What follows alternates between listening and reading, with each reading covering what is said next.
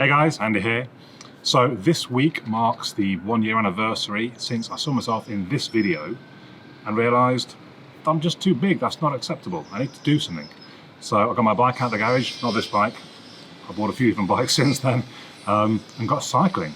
That with some other changes in my lifestyle, meaning things are very different 1 year on.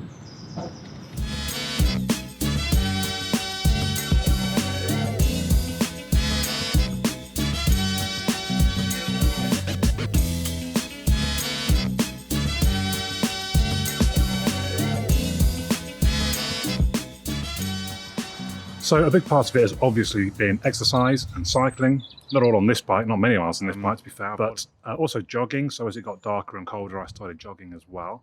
And in the last year, I've cycled over 2,600 miles. I've jogged over 300 miles, which is about 240 hours of exercise. That doesn't include the gym, which is at least twice a week for almost an hour. And to put some context to that, if you set up a routine, day one, jog for 2.6 miles. Day two, cycle 21.6 miles. Day three can be a rest day, then go back to day one and repeat and do that for a whole year. That even surprised me. That sounds quite a lot actually, but that's the hard work that it's taken. Then the other side of the equation obviously is what you eat. So as well as the calories going out, being burnt through exercise, it's all about the calories that are coming back in. And I made some pretty big changes in my diet.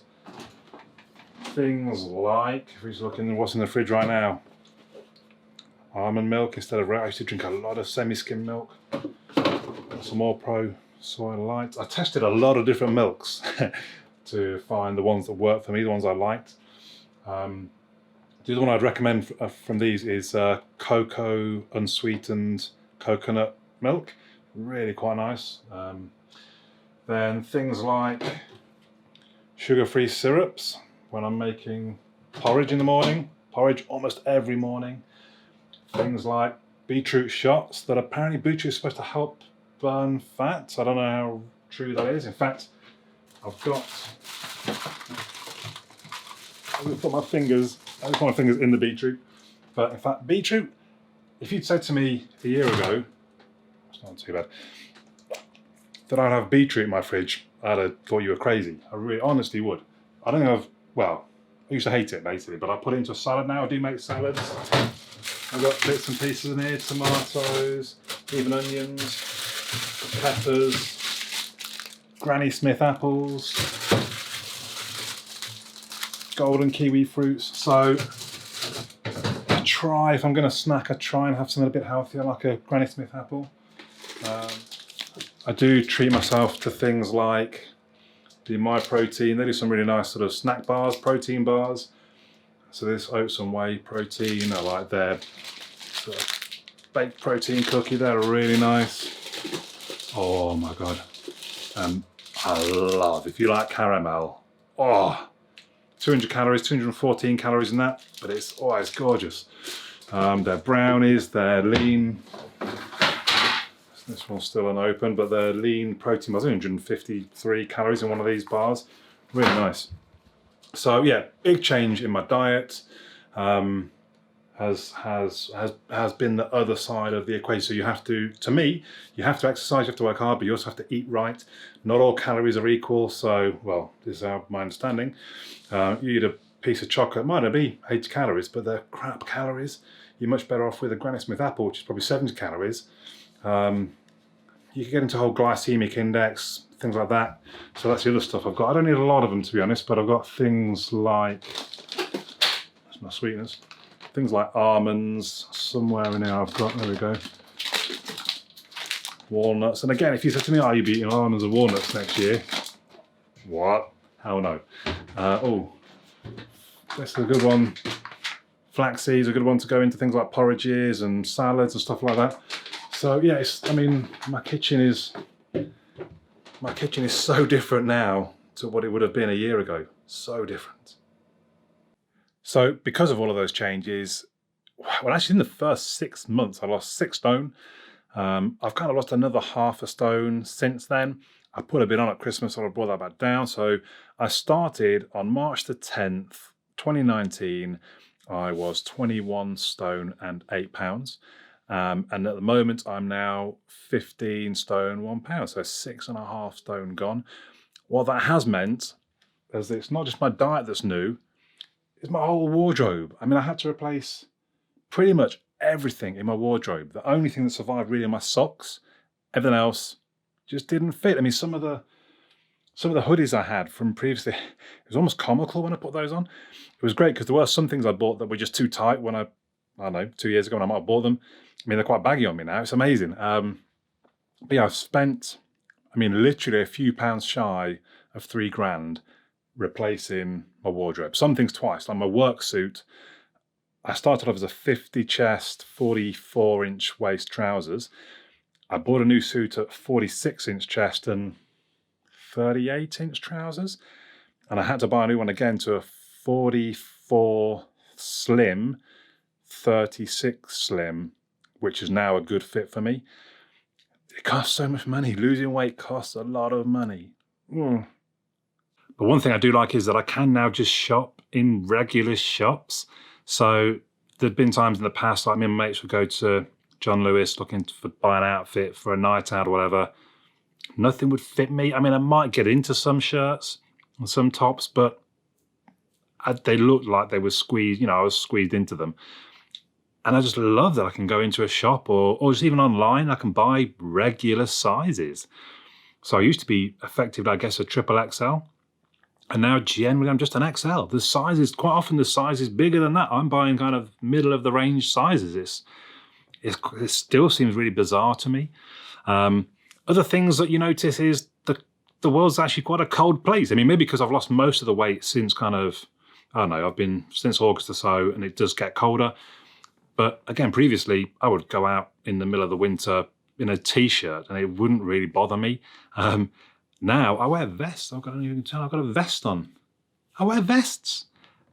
I've lost all that insulation. It's really noticeable. It really is noticeable. I didn't think, I mean, it kind of makes sense, but I just didn't, I don't know. I didn't think about it, I suppose. But then at the same time, so I do generally have more energy. I guess it's because I'm not lugging around. You imagine, what was it, 40 kilos? If you had to carry around 40 kilos for a day, you'd wear out quite quick. So I guess the fact that that 40 kilos is gone, it does mean that I do feel like I've got more energy a lot of the time. And I'm not, at work, if I'm working a shift during the day, it used to be I'd get to the afternoon, quite often I just feel really lethargic and worn out and tired. And generally that just doesn't happen now. I think it will also be a factor, again, because not all calories are equal. I'm eating better things. So I think that helps that I have more sustainable energy, I suppose. I do spend quite a lot of time feeling hungry. That's not nice. I'm not going to lie to you. And it does take willpower because it could be so easy to, I feel a bit hungry. I'm just going to go have some biscuits. Or even if it's some fruit, just keep eating. And now that I'm logging everything in MyFitnessPal, everything I eat, well, or pretty much everything I eat gets logged. It's quite eye-opening. And it does mean if you have one of those bars, even if they're 150 calories or 200 calories, if you're only eating 2,500 in a day, which is quite a lot, back when I started was 1,700, if you ate something that was 200 calories, boom, that was a pretty big hit on my daily total. At the same time, I think you soon realize that you eat almost through habit. So at lunchtime today, I had a lovely jacket potato with tuna and mayo. I had a yogurt, and then I had one of my, I think it was a baked cookie, which are lovely, 300 calories though. And I sat there with kind of 15 minutes left on my lunch break. I got a coffee, and I almost just wanted to go and buy another bar from the vending machine, a chocolate bar of some kind. Kind of just habits, almost just you're sitting there in the dining room, that's what you're supposed to do, and you have to tell yourself, no, you're not hungry now. You've just eaten plenty, you'll be fine. And you do need to give it some time for the food, obviously, to get to your stomach and to tell your brain, no, you're full now. That's the other thing. People say your appetite shrinks. I don't know that it does, but I do think I can feel full having eaten less, if that makes sense. But at the same time, you don't feel full instantly when you've eaten. You have to give it time. So you do have to mentally say, no, you've eaten enough, move on. You don't need any more. That's quite important. So I finish up with just a few tips, I suppose, from my experience. I think the first one would be, don't be unrealistic. So, I don't know, some people seem to, and again, really, what works for you, fine. If it works, brilliant. But I see some people doing this like 1 meal a day diet. I can't imagine that's going to last. Surely you have basically, I guess the idea is you have one massive big meal at lunchtime and you don't eat until next lunchtime or something. That doesn't seem sustainable to me. So I don't know. I feel like I would break it at some point and then I'd just be like, oh, well, screw it, I can't do it. No, just stick to something reasonable, something achievable. So with your calorie count, I started off pretty low at 1,700, but I did start moving that up as I was exercising more. Don't be unrealistic. If you set too low a target, if you can't hit that, there's a good chance you just give up. Likewise, don't rule things out completely. As long as you're counting the calories, if you want a chocolate bar, have a chocolate bar. If you want a can of Coke, have a can of Coke. I mean, I'd advise against it. I'd say have a Diet Coke or a Max or whatever, a Zero, or have a Granny Smith, or, I would still say do that. But at the same time, if you want to treat yourself, have a kebab almost every Sunday night. Kebab, chips, chicken, cake. I'd go for it. That's my little treat. Sometimes I'll do it during the week as well. Because as long as I'm aware that's what I'm doing and I'm making up for that through the week, the rest of the week I'm being really, very good, my weight's still coming down. So I've done that the last whole year. My Sunday's been my cheat day. But that's fine. Don't be unrealistic. Don't say I'm never touching that, because when you touch it, it's almost like you failed and you perhaps give up. And then perhaps, hopefully it works and your weight starts coming down. And I guess I would say keep moving your target, keep lowering that target. So when I started, I was 21 and a half. My first time, I think, was 19 stone I wanted to get down to. And when I realized how quickly I was coming down to that, okay, well, no, let's go to 18. Well, actually, it's still coming off. I kept thinking it would slow down, it would stop. I mean, it finally has. But just keep moving that target. So right now I'm kind of thinking, I wouldn't. So this year, I did set myself a few targets this year. Some to do with cycling, some to do with my diet, some to do with my weight loss. And actually I've ticked a fair few of them off already. Like I wanted to get down to 15 stone. I did. I weighed in a few days ago at 15.0.4 or something.